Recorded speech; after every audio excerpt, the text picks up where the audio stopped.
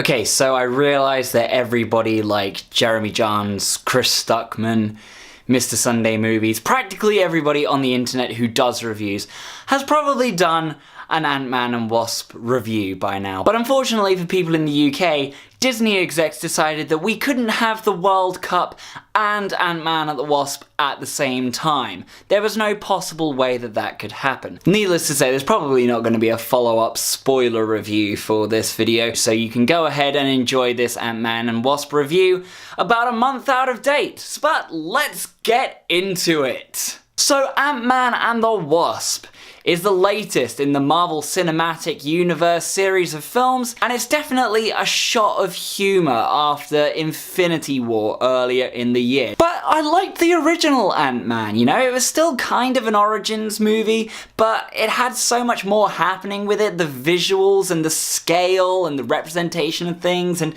their use of everyday objects was really interesting to me. And I really like Paul Rudd as Scott Lang. I think he's a really likeable character. He's kind of just lovable and charismatic, and he's not kind of that really typical hero type person. He's just an average guy who knows a lot of stuff about burglary and security, and he happens in the first film to kind of fall into becoming a hero. But in Ant-Man and the Wasp, he's really risen to that challenge. He's gone through civil war with Captain America, and now he's beginning to feel a little bit more like a hero. But when we do pick up with Scott Lang, he is under house arrest and has been for a long while because of his actions in Civil War. And he's not been Ant-Man for a long time, which means he's out of touch with Hank Pym and Hope Van Dyne.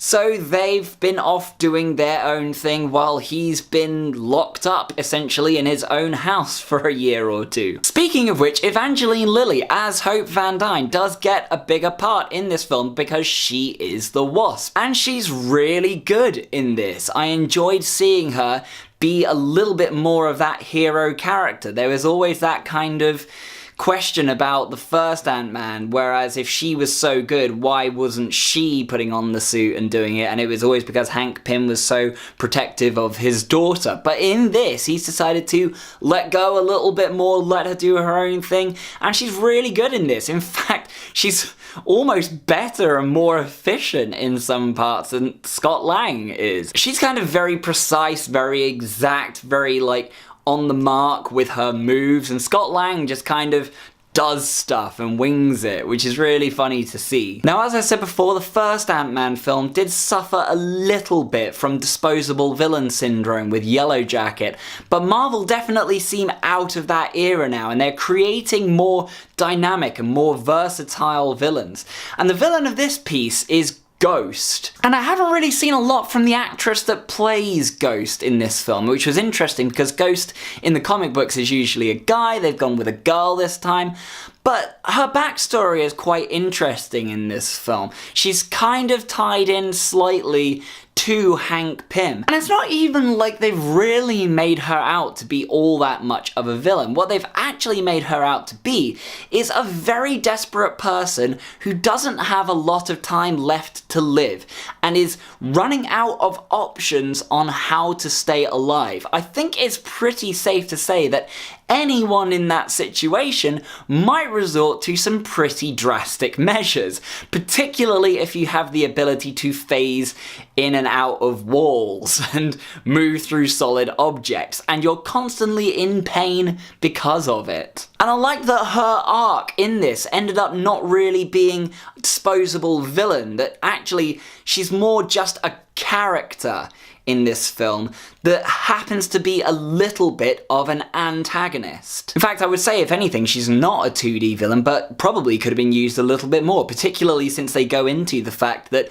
she had been trained as a S.H.I.E.L.D. agent, and she'd been used by S.H.I.E.L.D., so there's definitely more room to explore some of that. Now, while we're on the subject of characters that I really enjoyed in this film, special marks go to Luis. I have to say, he's back again doing his little story retelling things, and he gets some of the best lines of the film, gets some really great comedic moments, gets involved a little bit more in this film, which I really liked seeing as well. Now, what I will say about Ant-Man and the Wasp is that some of the science towards the end of this film, particularly revolving around the quantum realm, does seem to get a little bit skewed, and things kind of happen at the end of the film for seemingly no reason or explanation at all. Now, this would otherwise be fine if Ant-Man wasn't a sci-fi film that was based more on the sci side of science fiction, particularly considering that they use particle physics theories as part of the explanation behind Ant-Man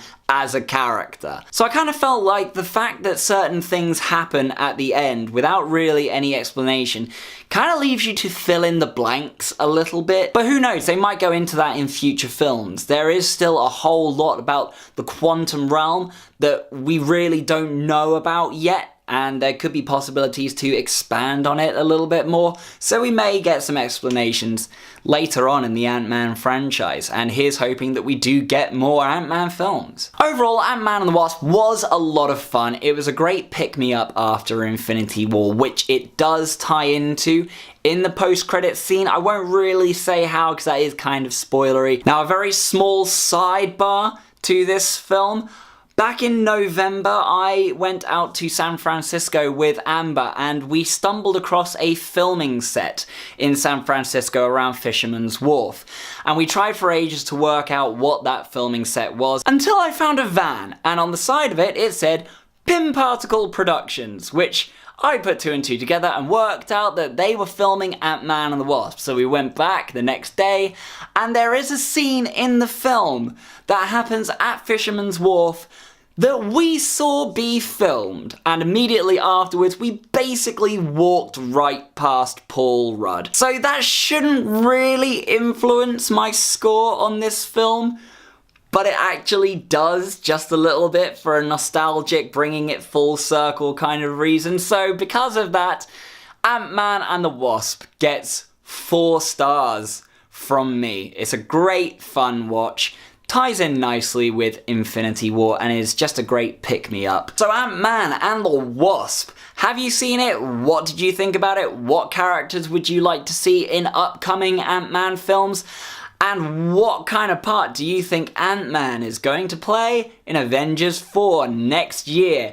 All comments are welcome in the comments section below. Let's talk nerdy. As always, if you like what you've seen here and you want to see more from me in the future, you can click right here to subscribe, like this video, and see some more funky fresh videos from yours truly. And until that point, wow, it is truth serum.